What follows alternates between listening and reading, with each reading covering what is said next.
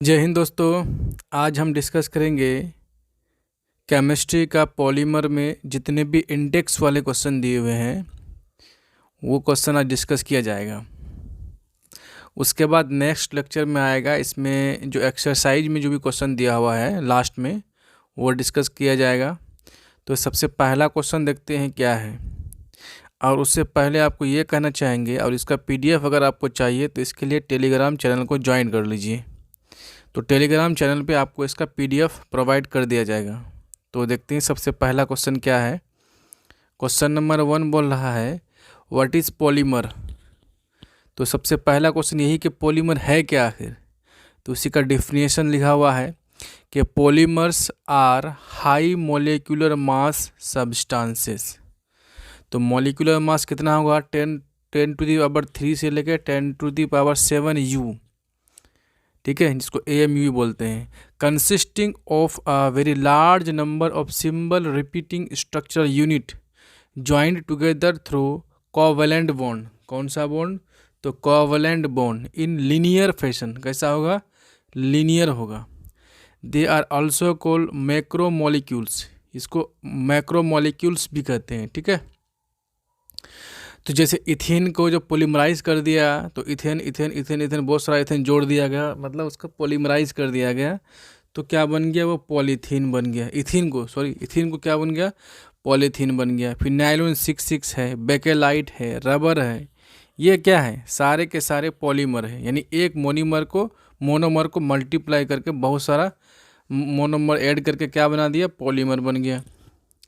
तो next question देखो, question number 2 कि how are polymers classified on the basis of structure. यानी structure के आधार पे पॉलीमर कितने टाइप के हैं, ठीक है, इसी के बारे में बताया गया है।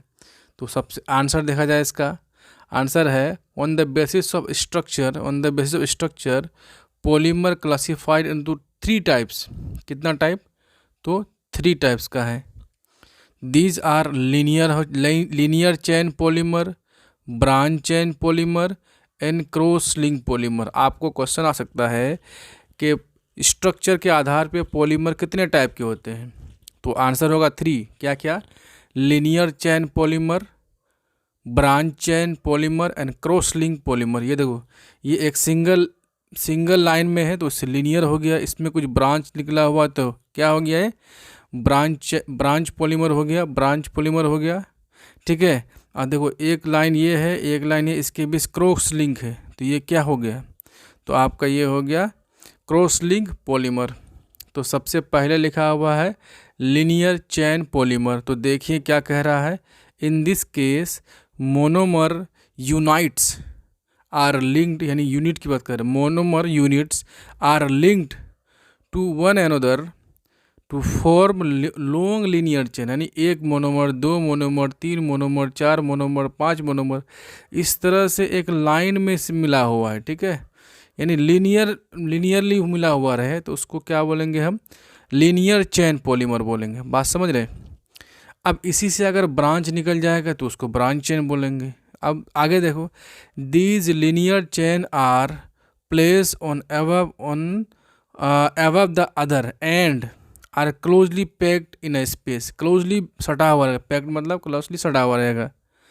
The close pack result in high density, मतलब इसका डेंसिटी बहुत ज़्यादा होगा, हाई टेंसाइल होगा, इस टेंसाइल स्ट्रेंथ इसका हाई होगा, डेंसिटी हाई होगा, टेंसाइल स्ट्रेंथ हाई होगा, एंड क्या होगा कि also high melting and boiling point. याद रखेंगे कि लीनियर चेन पॉलीमर का डेंसिटी ज़्यादा होगा, टेंसाइल स्ट्रेंथ ज़्यादा होगा, बॉइलिंग पॉइंट ज़्यादा होगा, मेल्टिंग पॉइंट ज़्यादा होगा, सभी ज़्यादा हैं, ठीक है।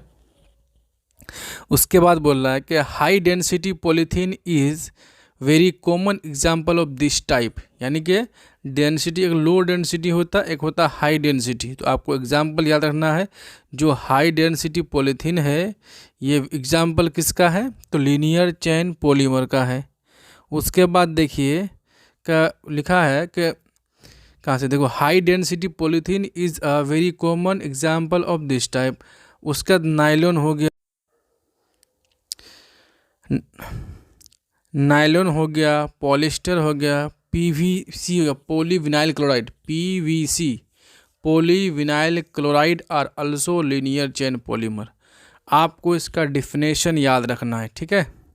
चलिए नेक्स्ट क्वेश्चन, नेक्स्ट पार्ट पे चलते हैं कि दूसरा है ब्रांच चेन पॉलीमर। क्या है? Branch chain polymer.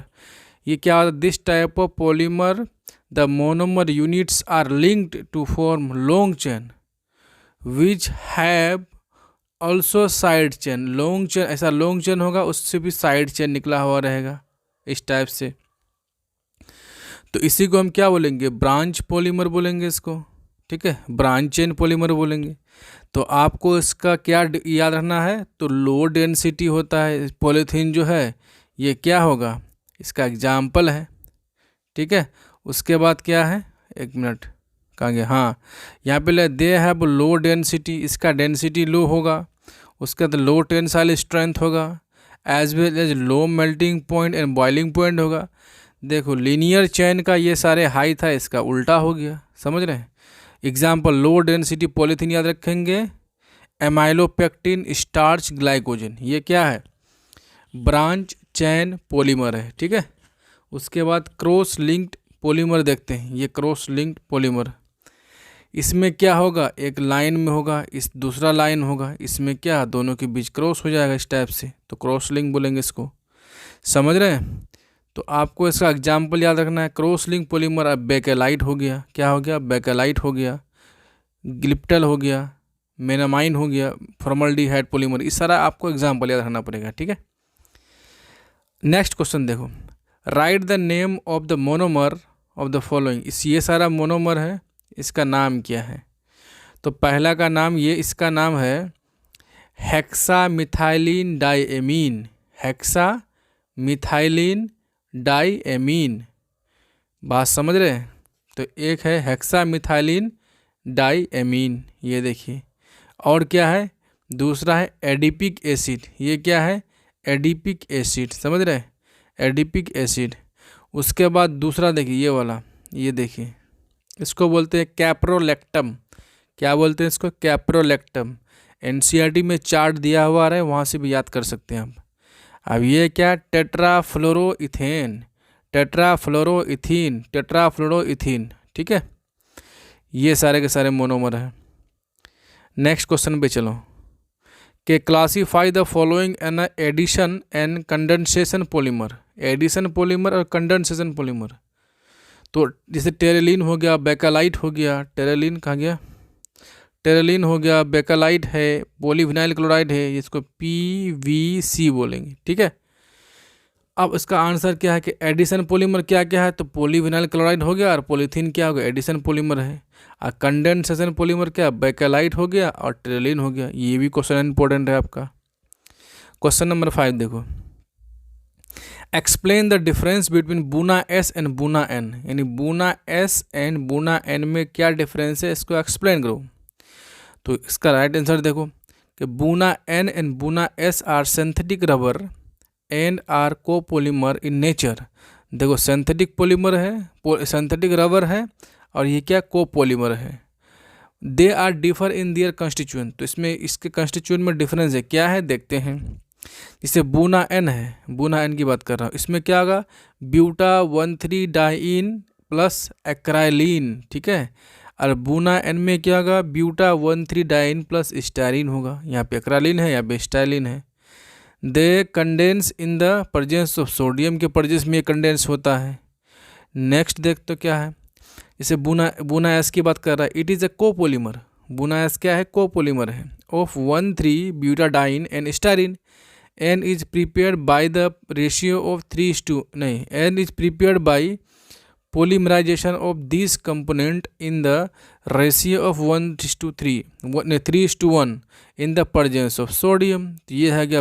1,3 ब्यूटाडाइन, ये 1 2 3 4, ये 4 है तो ब्यूटेन हो गया। तो डाइन 1,3, तो 1 पोजिशन पे इथिन है, दूसरा पे इथिन है, तो 1,3 ब्यूटाडाइन हो गया प्लस स्टाइरिन हो गया, तो बना देगा बुना एस, बना दिया ये वाला।